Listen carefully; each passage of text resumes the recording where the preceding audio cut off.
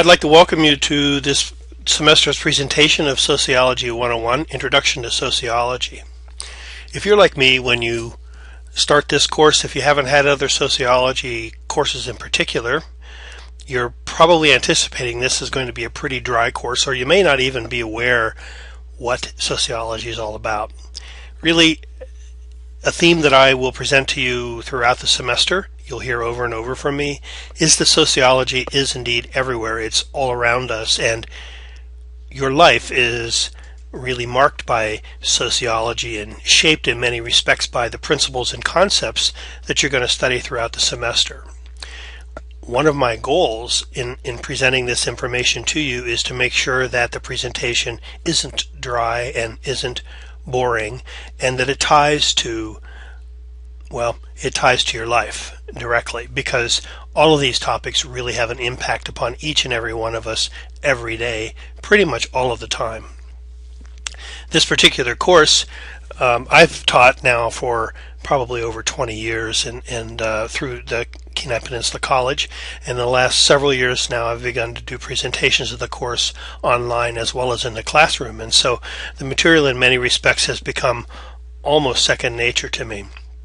During this period of time, however, we've worked through several different editions of the textbooks that we'll be using, and so new information, new material emerges all the time in this field, and that's one of the reasons why I find this to be so interesting. In addition to that, when we tie this to the things that are going on around us in the world, which again I really intend to do and hope you will do as you read and respond to the various things in the discussion boards and journals that you'll be completing, when we tie it to these things, we begin to see how sociology is so alive around us, and we also begin to understand how it is that people get the motivation to do the things that they do. And so it's really something that I think can help you in many respects, no matter whether you intend to pursue a degree in sociology or the human services or one of those particular things that they call the soft sciences, or if you intend to become a businessman or a teacher or a medical professional or anything along those lines, including process technology, welding, and things like that. This will be applicable to really everyone's life.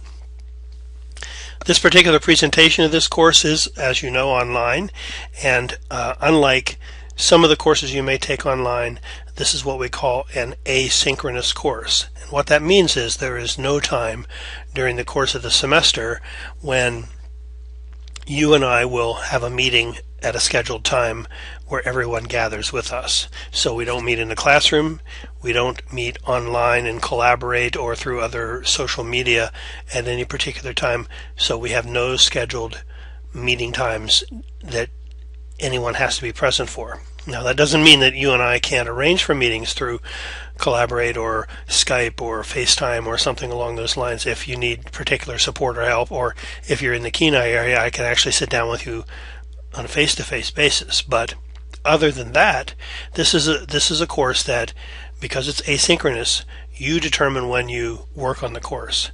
Now, the important thing to keep in mind, however, is this is not one of those courses where you can wait until the 10th weekend and decide to catch up and do all your work and wait for me to respond. You really, the flexibility that you have in responding to this course really is flexibility within the week.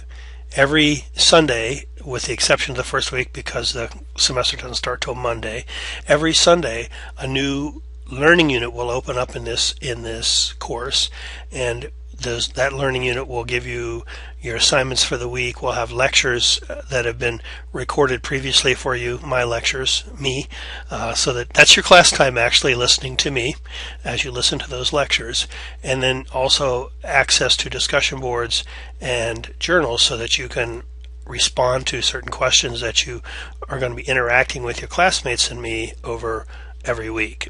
And so if you decide to wait a month before you look at the course, or decide to wait a month before you really begin to work on it, you're going to be way far behind, and you won't really be able to participate in the course as you're supposed to. And frankly, you'll lose some points for that. So remember that asynchronous is asynchronous within the work week. Your flexibility really is within the week. And so when it opens on Monday, ideally, or rather Sunday, ideally you will have the coursework completed for that learning unit by the following Sunday when the next learning unit opens. So be sure to keep up with the assignments as you go along.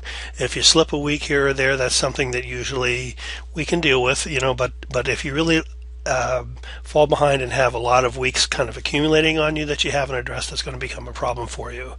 If you know that there are some problems coming up, that you're going to be absent for 2 or 3 weeks or whatever, be sure to let me know so that I understand that, and I'll try my best to work with you on that. But again, keep in mind weekly work. Stay on top of this week by week. My name is Bill Gaelic. Those letters under that name stands for Licensed Clinical Social Worker. I've been practicing in the social work field for a little more than 40 years now, as a matter of fact, and just recently retired from the state of Alaska from my day job as a child protection supervisor here in Kenai. I have a master's degree in social work, and as I said, have practiced in the field in various different positions for the last 40 years. These positions, in a lot of ways, prepare me for the kind of material that I'm presenting to you. So I'll just briefly tell you some of the work that I've done. I have, and you can also see this in the instructor summaries in Blackboard, but just briefly, I've worked as a food stamp certification worker for a short while after I got my bachelor's degree, and then went on to work in the AFDC unit as a certification social worker. That's the public assistance unit. It's called ATAP up here, and did that for about a year and a half. Then transferred to child protection and carried a child protection caseload where I worked with families where a child abuse and neglect was occurring or was a danger to occur. I did that for about 4 years in Central Florida. Then began to work for the children's home in Central Florida, at that time called Great Oaks Village. And this home had, by the time I left there, 128 beds, and serviced children who were removed from their homes and awaiting foster placements or returned to their homes, ages between 6 and 18. While the time I worked there, I left for a year or so and went back to school to get my master's degree at Florida State University, my MSW, and returned to work there for another couple of years before I made the big move to Alaska.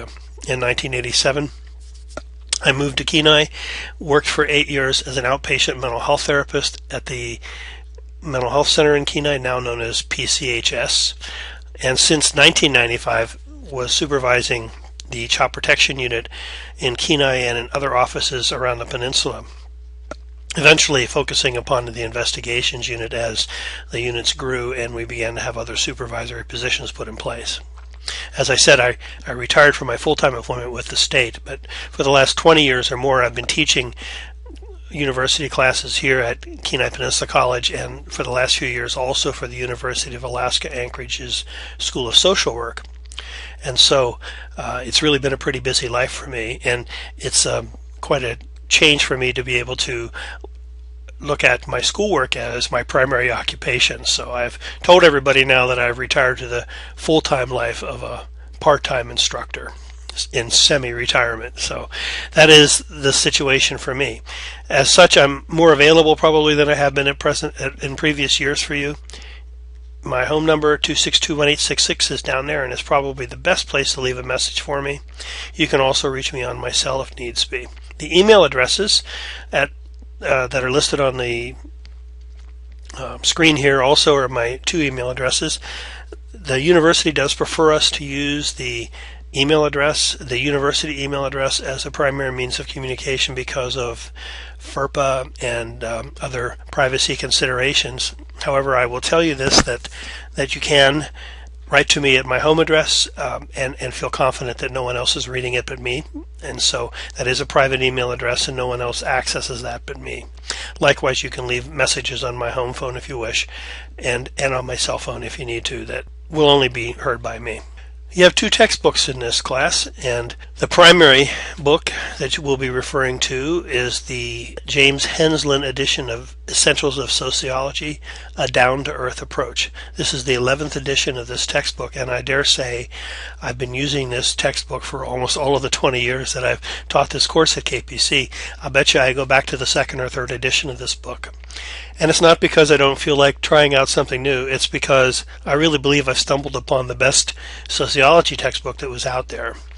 He has a very user-friendly approach to this, writing this book. He is a sociologist who is not just a theoretician, but is very, very concerned about what is really going on in the world. He writes with a social conscience, and he takes us through some of these issues with a social conscience in mind. And so I like this. Being a social worker by trade myself, I really like this in a sociologist, that he can apply this theory in a way that really sounds a lot like a social worker had written this book. He also is a very friendly way of writing, and so I think you'll find the material to not be dry and to be really much more interesting, again, than you might anticipate. So this is the primary textbook you'll be using. I'm often asked, can you use earlier editions? What I have to tell you is that I use a test bank from the publisher that is based upon this edition, and so the questions will come from this particular edition.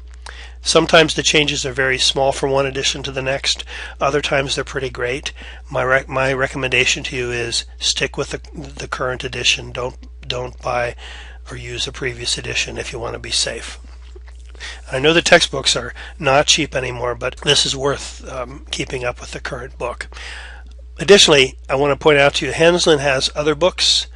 Another textbook, in fact, called Down to Earth Sociology, I think it is. And you don't want to get that book because, well, first of all, it's more expensive. It's a hardback. It has more chapters and is not the book we're using for this course. I don't know why he's got two textbooks with titles that are so close to each other, but he does. So be sure you have the correct book if you're ordering it. By the way, I refer you to Student Help if you're not sure where to order your book, because I understand that I believe the university bookstores don't stock books for online classes. Perhaps UAA's does, but I know in Kenai they don't. And so if you look in the Student Help section on the course menu and scroll down through there, you're going to find a place where the university recommends you order your books. They're known to be faster and reliable in delivery. You can order from any number of different places, but oftentimes I hear students telling me that they have problems with delivery of the books from those other sources, and so I believe it's MSB Direct or MBS Direct or whatever it is the one that the university believes is best. The second book, the reader, is a book called Down to Earth Sociology, Introductory Readings. Again, this is not that textbook, which is titled Down to Earth Sociology. This is a reader. It is actually, this is the 14th edition of this reader. James Henslin is the editor, not the author, although he's written a few articles, but this is a collection of many articles on sociology. Now, one of the things you're going to notice about this is that, well, for one thing, they haven't come out with a new edition of this book in a long time, and I'm beginning to get the feeling that this book is probably not going to be reshaped anymore. What happens from edition to edition here is they'll pull some old articles, put some new ones in, those kinds of things. The assignments really are based upon this particular edition here, and I think you can be hard-pressed to get an older edition of this book anymore. This book is really a fascinating book for many people, and I have several students who have told me how much they enjoy the readings in this, and I'm not kidding you on this. I'm not selling you a line. Many students have found very, very interesting articles in this book. In fact, I had one student who, this was a spring several years ago, went on vacation to Hawaii during spring break and came back telling me that he and his wife were actually reading articles from the book that weren't assigned while they laid on the beach. Now, that's not my idea of a vacation, but, to each his own. And again, it just tells you a little bit about just how interesting this collection of articles are. And you will find things in this reader as we work through the semester that you're familiar with. Either they're articles about things, for instance, the crash of the airplane in the Andes in the 1970s, I believe somewhere it was. There's a book and then a movie called Alive that was based upon this, where a team of rugby players, I believe it was, crashed in the mountains and were stranded there for a couple of months. There's an article about that and about the rules that were set up to Well, I'll just let you read the article to figure that out. I don't want to spoil all the fun with this, but just suffice to say, there are a number of different things that you're going to be very familiar with. There is an article about Stanley Milgram's experiments on obedience and authority, which you may already be familiar with, perhaps not, but Milgram himself was so disturbed by the results of the experiment, which were conducted around the Yale campus, I believe, in Massachusetts, that he never really did go over to Germany, where he intended to conduct these experiments to try to figure out why it was that all those good Germans fell in line behind Hitler in his campaign to exterminate the Jews and anyone who really wasn't part of the master race. Many different articles that I think you'll find you really enjoy quite a bit there. Now, the course syllabus, wanted to tell you a little bit about some of the articles, or some of the things rather, that are in that you need to be aware of. Please be sure to download and print this syllabus and keep a hard copy handy, because it really kind of spells out everything about the semester you'll find in there. Wanted to start a little bit with how you're going to earn points in this class, and we're going to go more detail slide by slide here in a few moments. But about 50 points is going to be based upon your participation in the course. How do you attend and participate in an online course? Blackboard tells me when you access the course. Blackboard tells, and I can tell really from reading your posts and different things like that, as to whether or not you're really engaging in the discussion or not. Are you really reading the article? I do want to see in your discussion board posts that you have read the article, and it may be surprising for you to know that it isn't so hard to figure out when people have read the article and when people haven't. And so these are the kinds of things that are going to go into the participation points, and more on that as the semester goes along. You have a written term project, which is really a group project, and I'm going to talk a little more in detail about this in a few moments, but this is going to require you, or it really require your participation and not putting things off to the last minute. Please, if you're a procrastinator, this is not the place or time to do this. You drive your fellow group members nuts, who in turn contact me and want me to try to do something when I don't have any way to control what you do or don't do. So please be sure to remember that there are other people that are dependent upon your engagement, and participate with them and communicate with them regularly. More on that in a little bit later on. In order to deal with procrastinators and people that just don't turn up, I've had to institute group check-ins twice during the semester after your group is assigned. You'll be required by certain dates, which I'll spell out to you, to have actually made an imprint on your group's work site. Every group has its own private work site to work on in Blackboard, and I'll go in there on those dates and check and see if you've actually made entries, and if you have, you'll get the points, and if you haven't, you won't get the points. And 20 points may not seem like a lot, but as the semester goes along, you're going to find out it means a lot more than you would imagine. Discussion boards on the classmates' projects. When your project is done, and I have read and graded it, I'm going to take a clean copy of your project and post it in a discussion board forum for the other students in the class to read and to participate in a discussion board on, or about, I should say. That's 10 points for each discussion board. That's where these 50 points come from. Likewise, of course, you'll be able to read your classmates' papers, and it really is a great way to kind of learn about a lot of different topics, really, and kind of a lazy research, because you have the other 4/5 of the class doing the research on all these controversial topics, and you'll come away with some really good information on this. So anyway, that's another element in your grading. Your weekly discussion boards, there will be one discussion board every week. In 5 or 6 weeks, there's an additional discussion board, each worth 10 points. And I'll tell you how to get full points for the discussion boards, and also you can refer to that in your course menu under Boards and Journals Grading Guidelines. Tells you how to get full points there. Your journals, rather than being open to the entire class in the discussion with your classmates, the journal is a communication between you and me. I will give you a question to kind of prompt your response, and you always want to make sure you respond to that question. But if you have other issues or topics that are coming up, things are getting stirred up inside of you, which isn't unusual when we go over the kinds of material that we cover in this class, this is an opportunity for you to really talk with me about it. I may tell you this later on, but it's just a good chance to really kind of get to my ear and give you a little bit of private time with me. Tests, 7 tests, 20 points each. More on that later. These are fairly, I would like to call them user-friendly tests, and there's a number of different reasons why that's the case. Plus, you can have an opportunity to earn up to 50 possible bonus points through extra discussion boards. Those, in addition to the weekly discussion boards I mentioned above. Some weeks you'll have 2 discussion boards, and you can select one or the other, or do both. And if you do both, you'll get extra bonus points. The grading scale in this course is is in the syllabus and is based upon this particular percentage, which is pretty standard university scales. So again, about the discussion boards, 1 or 2 discussion boards in a week, readings from the reader. These discussion boards open as the learning unit open on Sunday. So the idea is here, you open your weekly course content material, and work through those steps step by step, and so you will have gotten the assignments and listened to the lectures before you do your discussion board. The course is set up so that you can't just go right to the discussion board. You have to click through all of the slides to get to the discussion boards, and that's intentional, and it is intended to remind you that you have things to do before you do your discussion boards. So you make a post, and your comment should be a minimum of 150 words, your original post. I'd like you to write more than that, but a minimum of 150 words for full credit. A few days later, go back into that discussion board forum, read some of your classmates' posts, and respond or reply to those posts. Talk with them about it, basically. And you don't have to make 150 words there as long as your posts are meaningful. And that means don't just say I agree or you're wrong or you're right, but talk a little bit with that person about it.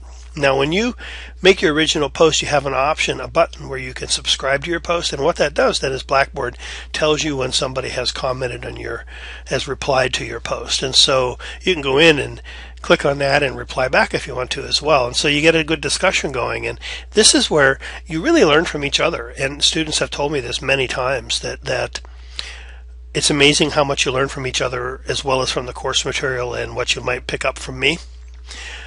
So the more you participate in this and the more enthusiastic you are in getting into these discussion boards, I think the more meaningful the course is going to be for you. So your responses plus 2 classmates' posts for each discussion board made by the following Friday. What that means is, okay, your assignments open up on Sunday, October the 5th in that week's learning unit. The discussion board comes available then. You post your original response to that discussion board after having done the readings and listened to the lectures and everything by the following Sunday, October 12th. Then, by the Thursday after that, which would be October 16th in this example, you have gone back in and responded to some of your classmates' original posts. If there are original posts all over the place on Sunday when you go in, you can do them right away. But I give you that 4 days because we've run into the thing where everybody waits until the last minute and there's nothing to respond to. So there's a 4-day period there where you can go back and find somebody else's, a couple other people's posts to reply to. I wait until the following weekend generally to grade them because partly your grade is going to be based upon whether you've done the 2 full responses plus you've done a good original post, and so I wait until the discussion board is actually closed, and it doesn't really close, you can still access it, but the grading, let's say, closed before I go in and grade them. So I have the total picture of what you did in that board. So it will be the following weekend. So for a discussion board that opens on the 5th of October, you may not be seeing grades for that discussion board until like the 19th. Again, sometimes there will be a second discussion board question. This is extra credit points. You may think that 10 points isn't much, or you might even think that, I'll just do the original post and I'm not going to reply to other people. I can spare the 3 or 4 extra points, whatever. You'd be surprised at the end of the semester how much difference that can make. And so I encourage you to take advantage of these extra credit posts or discussion boards when they come up. Now, in addition to this, you will have a weekly journal. Now, if you see anywhere in material or hear me talk about blogs, we're really talking about journals. That I used to use a blog tool for this function, but it wasn't working as well, and actually they've eliminated the tool that we were using, and I'm finding the journal to work much, much better than I might have expected. Now, the difference between the journal and the discussion boards really involves who reads your journal, and that is just me. So the discussion board's open to everybody in the class. The journal is an interaction between you and me. And what I would encourage you to do is think about this in terms of having a private discussion with me about something. Maybe there's something in the topic that interests you. Now, you're going to have a question to respond to, and the question is going to be related somewhat to the topic of the week. But you might have other things you want to mention or bring up. It's sort of like your opportunity if you were walking out the door and you grab me by the arm and say, hey, can can I talk to you for a minute about something that's on my mind or something I want to ask you about? So that's sort of what I think this is. Now, remember, always respond to the question, but feel free to make use of this and to respond more personally and more privately than you might in the open discussion board. So this is your chance really to talk about anything that's getting stirred up in particular. So in the course menu, you're going to find how your posts will earn points. You'll find that in this week's learning unit, how your posts earn points. And I want you to read this very carefully because it tells you how you get your points in your discussion boards and your journals, so that you know how to maximize your points there. There's also information posted in boards and journals grading guidelines that will also spell out how you can get full points for that particular part of the course. Now, in your term project, I have come to, in many of my classes at least, setting up a group project where a group of students kind of take a controversial topic of the day, and half of them argue the yes or pro side of the topic, and the other half research. Actually, I said that wrong. You don't argue, you research, and the other half will research the no or con side of that particular discussion. And that's my slip of the tongue. Actually makes me want to remember to tell you this isn't a persuasive project. I don't want you going in feeling like you're like arguing out yes and no over something.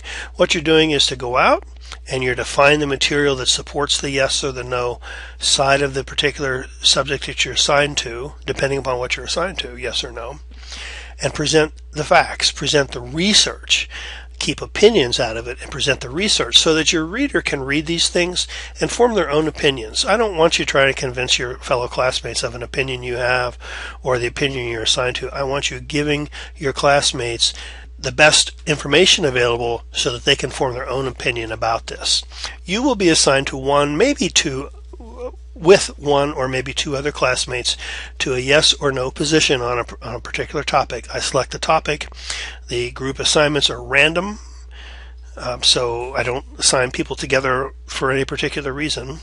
And you may be assigned to a yes position when you really believe no. And again, remember, this isn't about your beliefs. This is not about your opinions. This is a research. And you're going to find out, if that's the case, that you learn a lot more researching the other side of your opinion than you might think.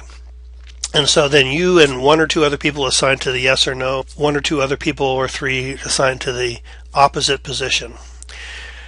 You split up your research in each side, but in the end, all of you, the yes and the no, come together and present one paper from the group, which you submit in Blackboard in a place. I'll give you a group work site that only you guys have access to. You present the paper there. I read it, grade it, return it to you in that site, and then we'll also post it for the discussion board forums for peer reviews. And so that's 150 points. More on that when the topics get assigned. I'll probably assign these topics in 3 or 4 weeks, and so don't worry too much about it in the meantime. But this is a big portion of your class. And again, the response points, so that we call it peer reviews, I think, in the syllabus, but where really you read each other's papers and then engage in discussion boards. That's up to 10 points for each discussion boards, or a total of 50 points. Again, I told you about the tests. The tests are, by the way, timed at 30 minutes, and so you really need to read the material and listen to the lectures before you go take the test. I mean, you can go looking through your book, it's an open book thing, but your 30 minutes is going to go by pretty quickly. And you got 20 questions. That's ample time, true, false, multiple choice, to answer those questions if you have covered your material. Again, if you don't like your first score, you can go back in, take the test again, and the higher of the two scores will be the one that is recorded for you. Tests will open on Thursday and close really 10 days later. So it's open for 11 days. So that if the first test 1 opens in week 3 on Thursday of that week, it will be open from Thursday of that week for the rest of that learning unit plus the entire next learning unit, and closes on, the Sunday after that next learning unit, in fact. So again, let's say the test on October, the learning unit of October 5th, the test would open for test 1 or whatever, it would open on October 9th. would stay open and available to you and would close in the evening of October the 19th, which is a Sunday 2 weeks later, or 11 days later, 10 days later. The idea is here that you have a period of time where you can finish up your readings, and they will be readings assigned prior to the time the test opened. So you can finish up your readings and listen to lectures and go back and take the test, and if you don't do so well, read a little more and go back and take another version of the same test a second time. At the end of the semester, by the way, the final test is only open for 8 days total, not 11, because it's the end of the semester. And it isn't exactly bi-weekly every week either, because of different things that happen during the semester. So there is an item on your course menu that says exam schedule, which lists each of the tests and when they open, when they close, where the test can be found, that is, in what learning units they're located. And also your syllabus will tell you the weeks that tests open.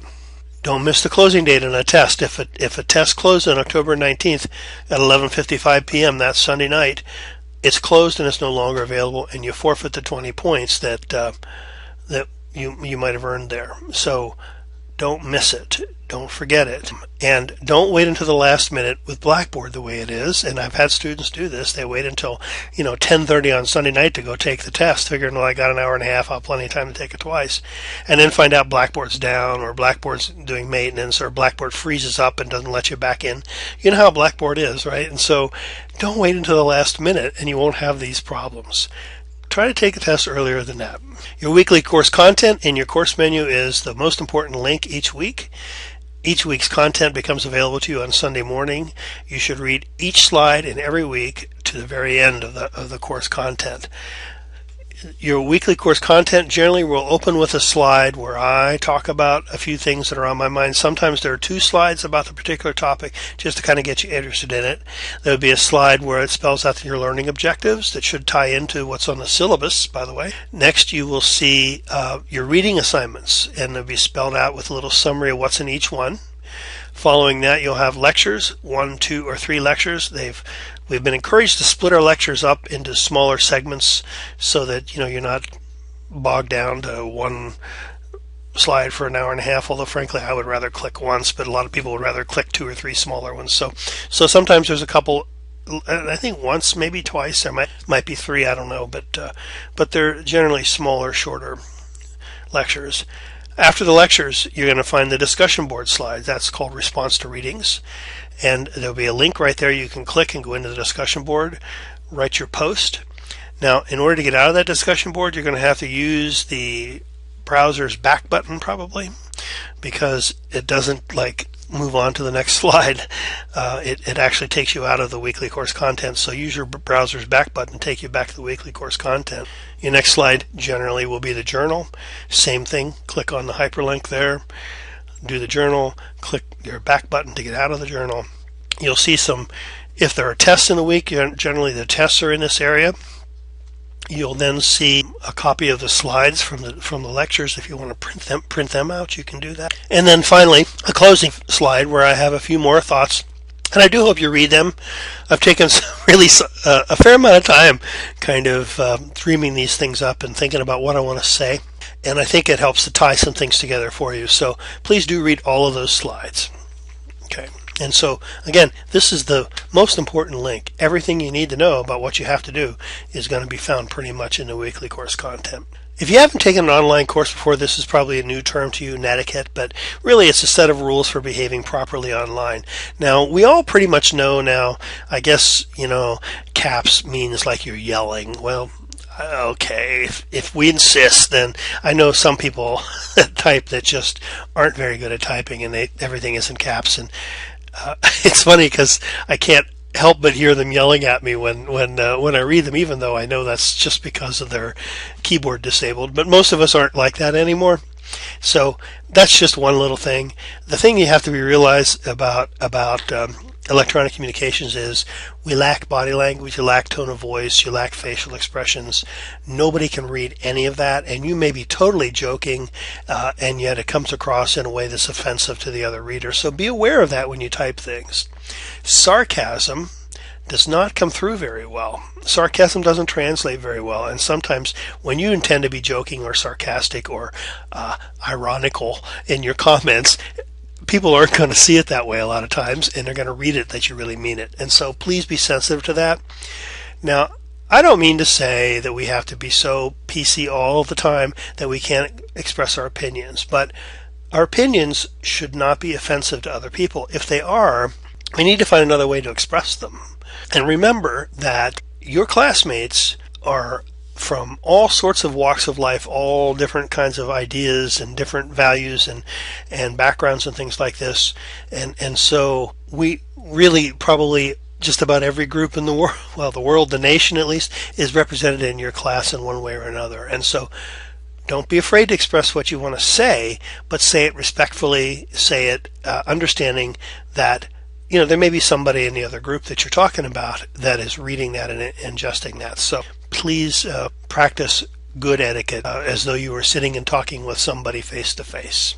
Never threaten, never post comments that are derogatory about others. And when people do make mistakes in what they say, please be forgiving of those mistakes.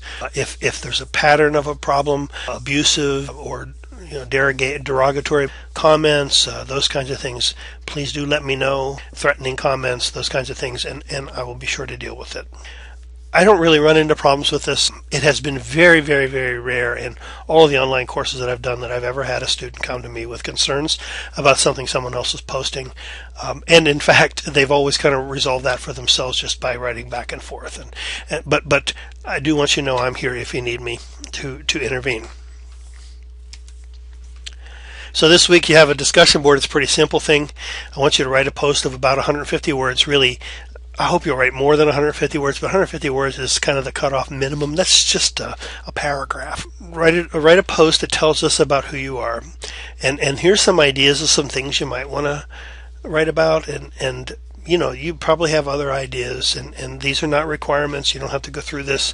A lot of times my discussion board will have a series of questions. You don't have to respond to every question. You can select one or two. The idea is just to give you some ideas for where to launch and what to talk about. I would encourage you to attach photographs, if not of yourself, and of yourself certainly okay, but of important places in your life, important people in your life, things you've seen, done, anything like this, something that illustrates who you are. Because it's nice sometimes. It kind of helps to humanize a little more this online interaction. There's no requirement to post a photograph, so please don't do it if you're uncomfortable with it. But if you're comfortable with it, find one and attach it. It's just, I don't know, it just makes these things more fun. And you can do that throughout the semester with your discussion boards. And just as I told you, just in closing, sociology is everywhere, and I think after we get through one or two chapters that are kind of dry, you're going to begin to see how this is really connected to your life. And you're going to see this every week, and you're beginning to see things if you pay attention to the news or read the paper or look at magazines or whatever. You're going to begin to see some of the things, the theories that we're talking about in this class, actually playing themselves out in the world. And that's when this topic becomes alive to you and when it's meaningful. So keep this in mind and pay attention to the world, and you're going to understand what I'm talking about. And this topic, I can almost assure you by the end of the semester, will not seem dry to you anymore. So with that, I'm happy you're going to walk with me through this semester, and please feel free to contact me if you have any questions or need any assistance with things as the semester goes along. Both my telephone and email, I check them regularly, and so I'll try to get back with you as quickly as I can. Welcome to the class, and looking forward to the next 16 weeks together and going through this topic and turning everybody into sociology majors. Thanks a lot. See you next week.